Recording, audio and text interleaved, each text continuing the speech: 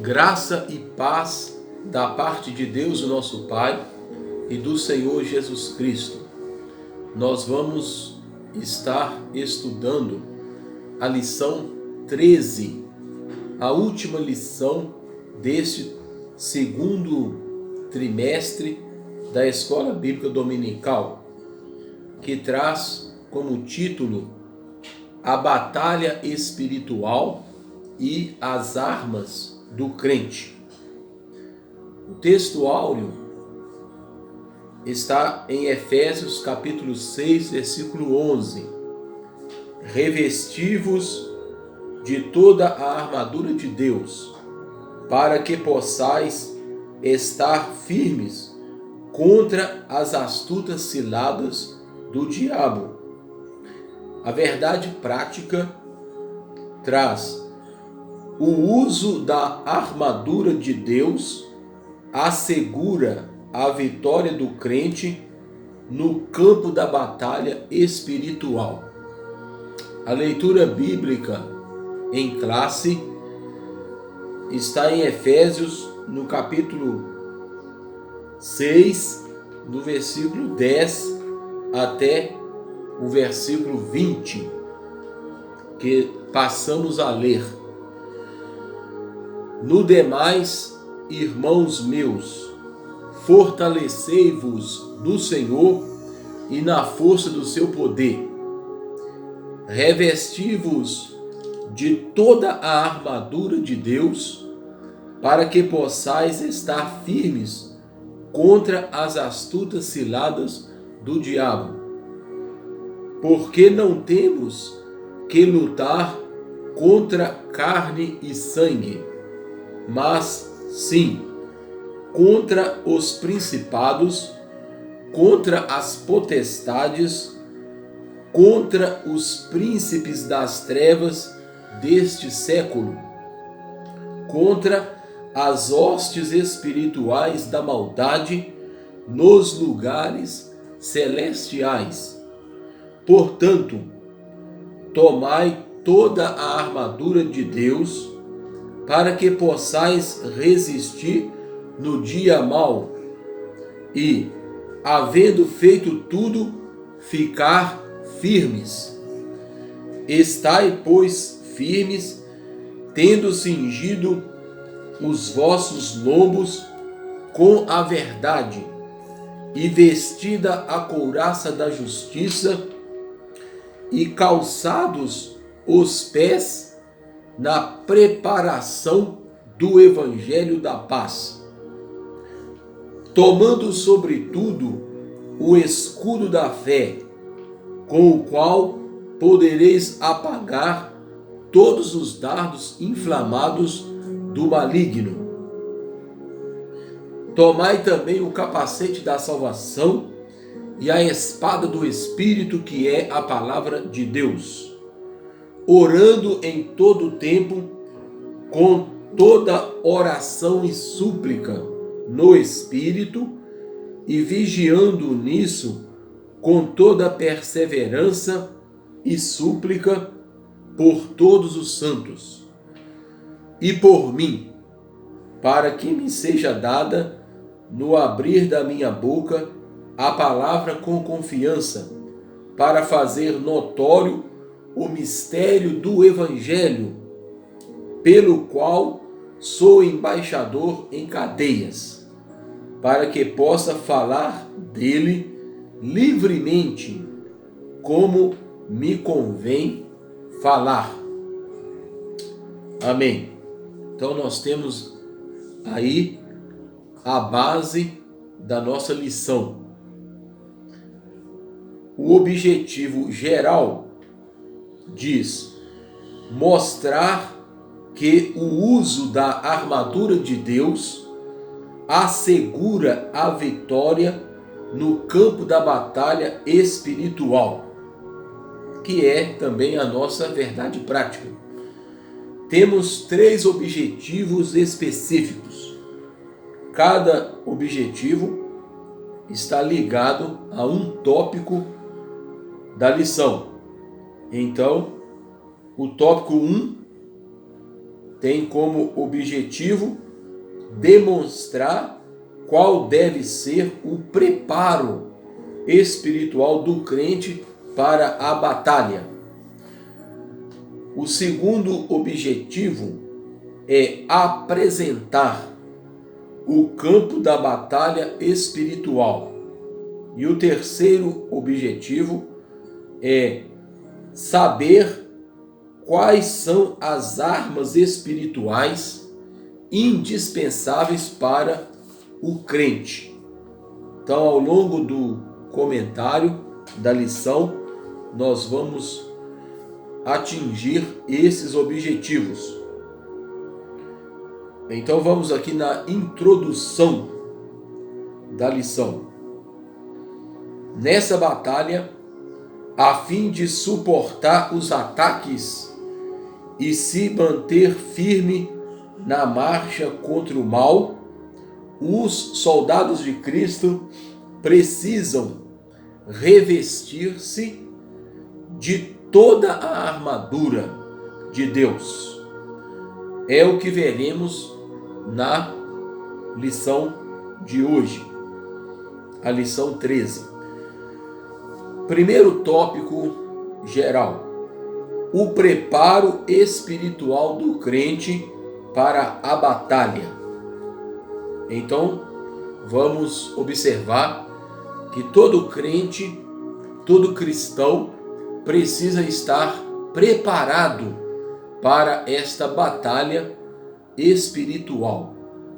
Nós temos que observar que a guerra espiritual, ela é real. A batalha espiritual. Todo cristão está envolvido nesta batalha espiritual. Temos dois extremos. Um extremo é aquela opinião ou doutrina que acha que tudo é espiritual, que tudo é o diabo e os demônios. Se o pneu do carro furou, é o diabo. A chave da casa sumiu na hora de ir para o culto, é o diabo. Muita gente exagera. Isto é uma opinião extremada a respeito da batalha espiritual. Por outro lado, há aqueles que não acreditam mais na existência do inimigo. Tudo é natural. Então precisamos ter discernimento espiritual para termos uma posição equilibrada a respeito deste importante assunto. Primeiro subtópico traz fortalecidos no poder do Senhor. Então Paulo diz: fortalecei-vos no Senhor e na força do seu poder. Esta força não está em nós, ou seja, não é nossa, não é uma força humana, uma força física, mas força espiritual, poder e força que vem do Senhor Jesus. Então vimos aqui que precisamos estar fortalecidos por meio da renovação da mente, ter a nossa mente renovada, termos uma vida de santidade e ser cheio do Espírito Santo. Capítulo 5, versículo 18 da carta que estamos estudando. Então, o cristão precisa estar preparado espiritualmente para guerrear a batalha espiritual. O número 2, segundo subtópico, diz: vigilantes em toda a oração e súplica. A oração, ela deve permear a nossa batalha espiritual, orando em todo o tempo.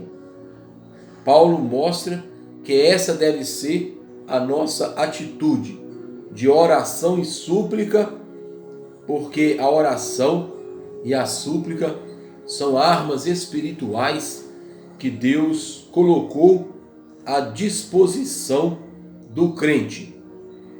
Não é possível entrar em combate sem a cobertura de tão preciosa arma espiritual.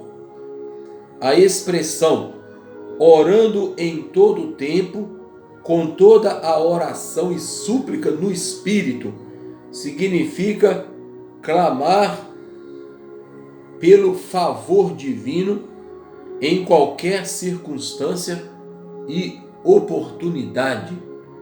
O tempo aí é o kairos, que significa oportunidade ou ocasião oportuna. Então devemos vigiar em oração e súplica, orando em todo o tempo e alertas, vigilantes contra as astutas ciladas do diabo. Pois bem, vamos ver aqui a síntese, o resumo do primeiro tópico. A vitória contra o mal somente é possível por meio do fortalecimento do crente no poder do Senhor. É bom lembrar que quando Paulo fala fortalecidos no poder do Senhor, na língua grega, no grego, está na forma passiva, que significa que não é nós que somos fortes, nós somos fortalecidos por Deus. Não é ativo, mas passivo. Então, a nossa força vem do Senhor. Nós somos fortalecidos pelo poder, pela força que há em Cristo Jesus, o nosso Senhor. A expressão ciladas do diabo, no versículo 11 do comentário, indica as armadilhas articuladas perversamente pelo reino das trevas. Também é traduzido como artimanhas. As artimanhas, as astutas ciladas do diabo.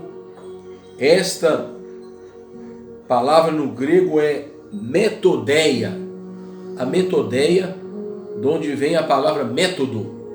Isso significa que o inimigo ele tem os seus métodos, a sua metodeia, que é manobra, que é artimanha, que são as ciladas do diabo. Então nós precisamos conhecer o campo da batalha espiritual e vigiarmos em oração e súplica, e também usando ou revestindo-se de toda a armadura de Deus. Não pode faltar nenhuma peça da armadura. O líder desse reino das trevas é identificado como diabolos no grego, que significa caluniador e acusador. Então, ele é o príncipe do reino das trevas, tomando de fúria e por meio do espírito do erro, ele prepara laços com o propósito de destruir a igreja de Cristo. O comentarista enumera aqui 7 pontos que nós vamos ler rapidamente a respeito dessa guerra espiritual. Primeiro, confundir a mentira com a verdade. Então, é o número 1. Confundir a mentira com a verdade. Número 2, ele deturpar as escrituras, como ele fez com Jesus no deserto, na tentação. Terceiro, dissimular e induzir a dissimulação, que é a hipocrisia, o fingimento. Número 4, fazer falsos sinais, que ele também opera falsos sinais, conforme Paulo escreveu, segundo Tessalonicenses 2:4, a respeito dos prodígios da mentira. Número 5, fazer acusações, acusar os santos diante de Deus. 6, semear incredulidade.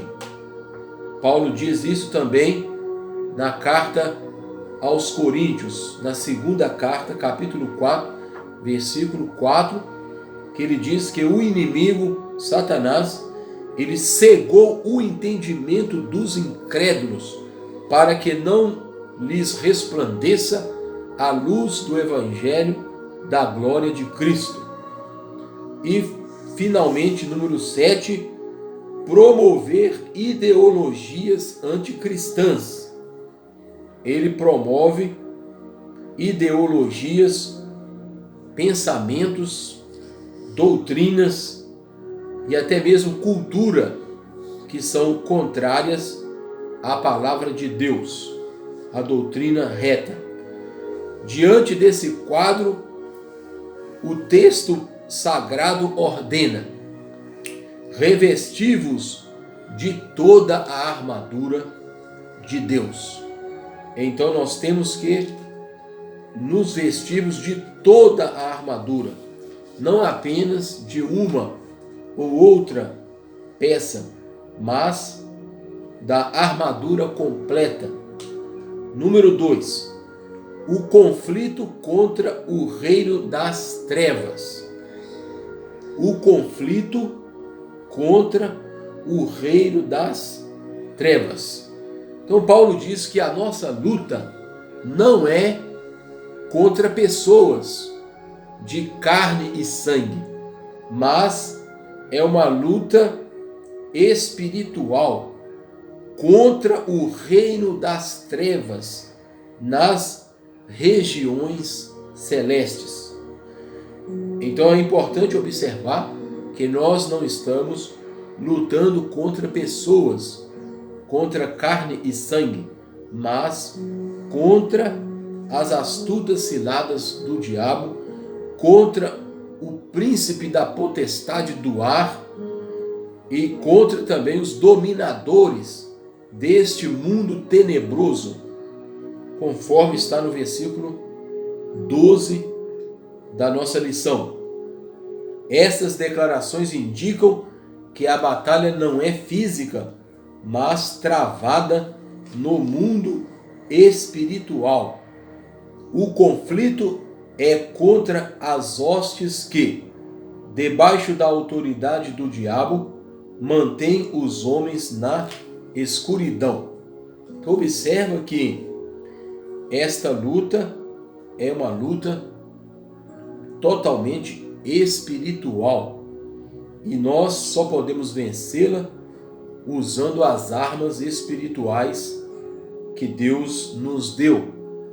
A nossa milícia, Paulo diz, não é carnal, mas sim espiritual.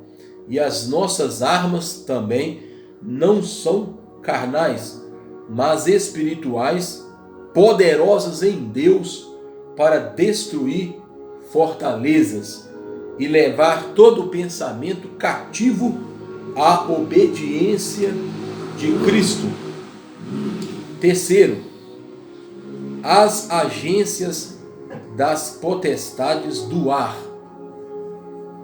Paulo, ele já havia dito alguma coisa sobre isto no capítulo 2 da carta aos Efésios, que nós já estudamos o capítulo 2, quando Paulo diz que todos nós outrora andávamos segundo o curso deste mundo e sendo também dominados pela potestade do ar, do espírito que agora opera nos filhos da desobediência. Mas Cristo nos libertou e nos trouxe para o seu reino de paz, para o seu reino eterno. Esses seres, eles são caracterizados por 3 aspectos. Então, a primeira característica desses seres espirituais é que eles são poderosos. Nós não podemos ignorar as suas artimanhas, as suas ciladas, a metodeia, as manobras do inimigo. Eles são forças espirituais da maldade. Por isso o comentarista diz aqui que eles são poderosos, são dominadores deste mundo de trevas. Kratos, aquele que governa, que tem poder. Letra B, eles são malignos. Então são forças malignas, voltadas inteiramente para a maldade, para o mal. São as hostes espirituais da maldade. Então nós não podemos ignorar que eles são malignos. Letra C, eles são astutos. Tem a sua sutileza, astúcia, para maquinar a queda da igreja. Apesar desse imenso império do mal, a igreja é exortada, encorajada a não temer.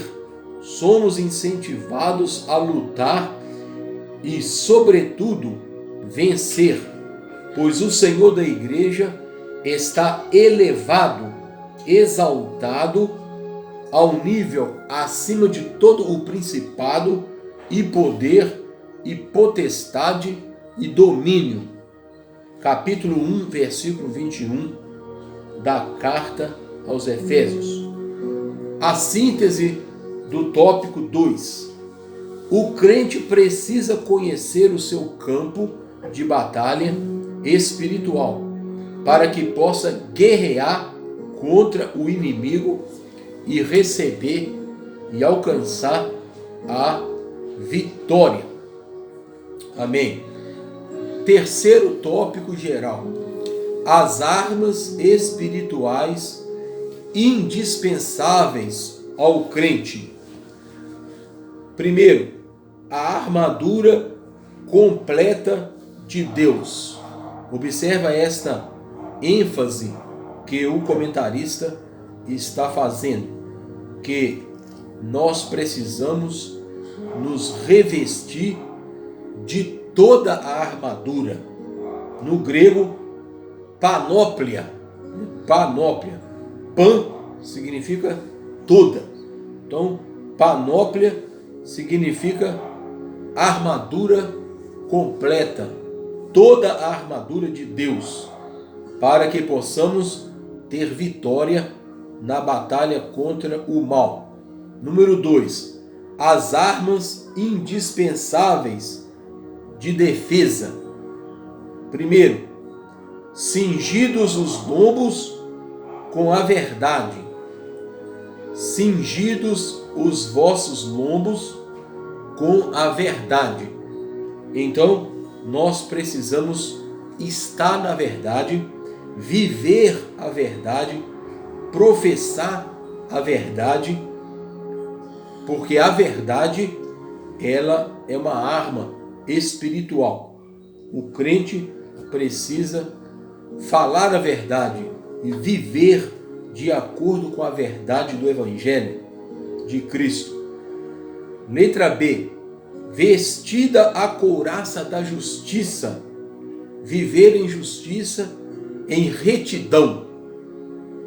Essa justiça, essa retidão precisa caracterizar todo cristão.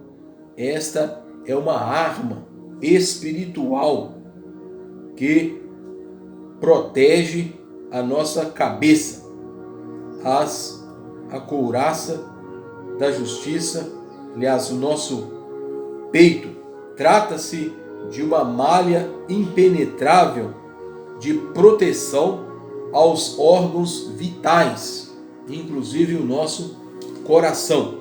Precisamos vestir a couraça da justiça, calçados os pés na preparação do Evangelho da paz.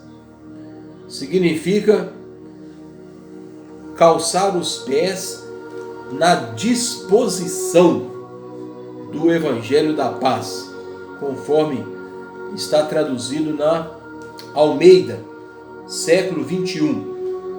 Calçando os pés com a disposição para o Evangelho da paz.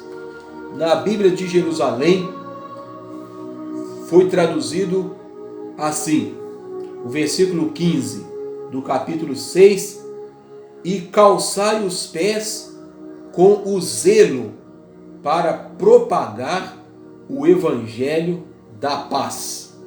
Então, essas traduções nos ajudam a entender melhor o que é calçado os pés na preparação, na disposição ou no zelo para proclamar o Evangelho da paz.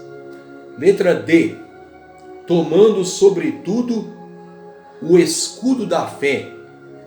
O escudo é para apagar os dardos inflamados em chamas do adversário, do inimigo. Paulo diz aqui para o cristão tomar sobretudo o escudo da fé. No versículo 16, tomando sobretudo o escudo da fé, com o qual podereis apagar todos os dardos inflamados, quer dizer, acesos do maligno. Então é necessário tomar, acima de tudo, especialmente, o escudo da fé. Agora, a letra E, o capacete da salvação, para proteger a nossa cabeça. Precisamos do capacete da salvação, que é a convicção da plena salvação no último dia. Depois, terceiro ponto, subtópico, a imprescindível arma ofensiva, que não poderia ficar de fora. Finalmente, Paulo diz também para o cristão apropriar-se da espada do Espírito, que é a palavra de Deus. Tomai também o capacete da salvação e a espada do Espírito, que é a palavra de Deus. Tomar posse da palavra de Deus, não somente teoricamente, mas buscar praticar a palavra de Deus, conforme o salmista disse: escondi a tua palavra no meu coração para eu não pecar contra ti. Então esta é uma arma imprescindível, ou seja, nós não podemos abrir mão dela.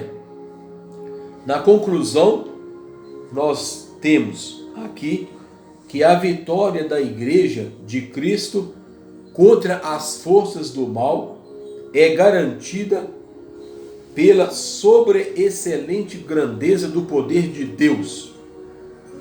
Os ardis, as artimanhas de Satanás não podem ser subestimados, porém, o reino das trevas não deve amedrontar o cristão. A Escritura convoca o salvo a combater e a vencer as potestades do ar, revestido com a armadura de Deus. Então encerramos aqui a lição 13 e também estamos encerrando mais um trimestre da Escola Bíblica Dominical.